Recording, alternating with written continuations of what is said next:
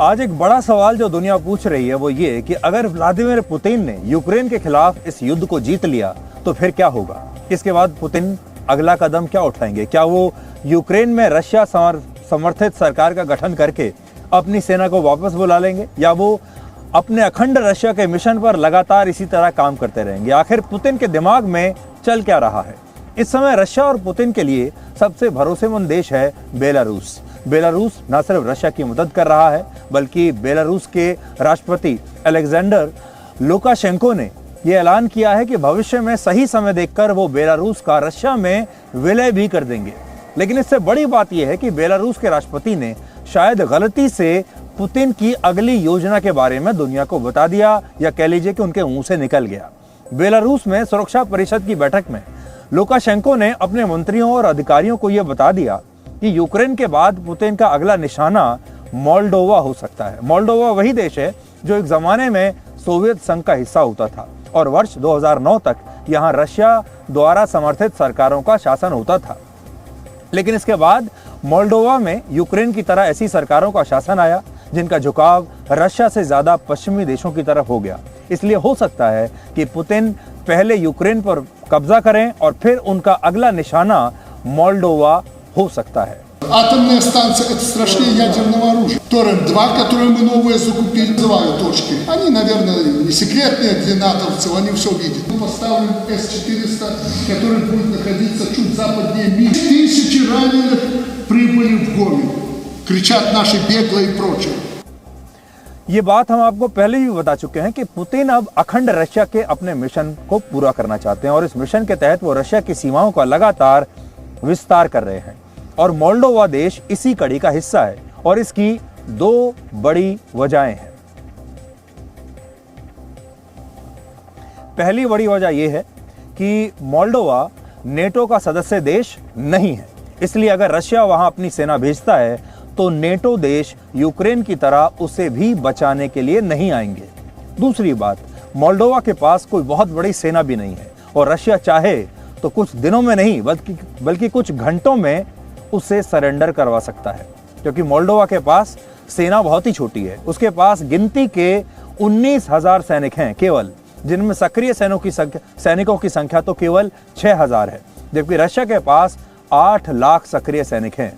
इसके अलावा मोल्डोवा के पास केवल 3 एयरक्राफ्ट हैं और सिर्फ 10 टैंक्स हैं और फाइटर जेट तो उसके पास एक भी नहीं है, जबकि रशिया के पास न्यू जनरेशन के ही 772 लड़ाकू विमान हैं और 4100 एयरक्राफ्ट और 12,000 टैंक्स की बहुत बड़ी आर्मी रशिया के पास है। यानी रशिया के लिए मोल्डोवा को जीतना आप ऐसा समझ लीजिए कि कुछ घंटों का काम होगा। एक और बात, मोल्डोवा की यूक्रेन के साथ 1222 किलोमीटर लंबी सीमा लगती है और दोनों देशों की सीमा पर ट्रांसनिस्ट्रिया नाम का एक क्षेत्र मौजूद है। वैसे दुनिया इस इलाके पर मोल्डोवा के नियंत्रण को सही मानती है, लेकिन असल में ये इलाका एक स्वतंत्र देश की तरह है और यहाँ की अलग सरकार है, अलग संसद है और इस क्षेत्र की अपनी अलग सेना भी है। और सबसे बड़ी बात यह कि इस इलाके को रशिया समर्थित ताकतों का गढ़ माना जाता है और यहाँ 2000 रशियन सैनिक पहले से ही तैनात हैं। यानी आप कह सकते हैं कि मोल्डोवा पर रशिया की नज़र पहले से थी और हो सकता है कि पुतिन के दिमाग में ये बात चल रही हो कि जब दुनिया यूक्रेन पर हमले के लिए रशिया को गलत मान ही रही है, तब रशिया अपनी सीमाओं का विस्तार ऐसे ही जारी रखे, क्योंकि अगर रशिया मोल्डोवा पर भी अपना कब्जा कर लेता है तो वहां रशिया के समर्थन वाली सरकार बनवा देता है, तो पुतिन अखंड रशिया के अपने मिशन में एक कदम और आगे बढ़ जाएंगे। अखंड रशिया बनाने के लिए पुतिन वर्ष 2000 से ही काम कर रहे हैं और आप इस मिशन को इस नक्शे के जरिए समझ सकते हैं। वर्ष 2008 में रशिया ने जॉर्जिया के 2 प्रांत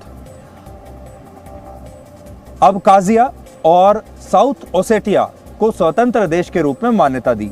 2014 में क्राइमिया का रशिया में विलय कर लिया और 2022 में यानी अभी यूक्रेन के डोनेस्क और लुहांस्क को भी एक देश के रूप में मान्यता दे दी। और अब पुतिन का अगला निशाना मोल्डोवा हो सकता है। और अब आप समझ लीजिए कि अगर पुतिन बाकी के पड़ोसी देशों को निशाना बना रहे हैं तो इसका मतलब ये हुआ कि जो दूसरे पड़ोसी देश हैं उनमें भी बेचैनी बहुत बढ़ जाएगी। और ऐसा ही एक पड़ोसी देश है पोलैंड, जो कि इस समय नेटो देशों का गढ़ बना हुआ है। और जो मैं जिस बेचैनी की आपसे बात कर रहा था वो इसी तरह की बेचैनी है कि अगर रशिया अपने इस युद्ध का विस्तार करता चला गया, अगर ये युद्ध एक देश से दूसरे देश में फैलता चला गया, तो फिर जो आगे जो देश हैं, जो एक ज़माने में पुराने कम्युनिस्ट देश हुआ करते थे, जी हाँ, जो ऐसे देश हैं जो एक ज़माने में सोवियत संघ के हिस्सा हुआ करते थे, उन देशों में बेचैनी बढ़ना बहुत ही लाजमी है। और उस लिहाज से हम आज जिस जगह से आपको ये शो दिखा रहे हैं, यानी पोलैंड से, उस लिहाज से ये जगह बहुत ही महत्वपूर्ण हो जाती है। Presenting B News app available on Google Play and App Store. Download it now.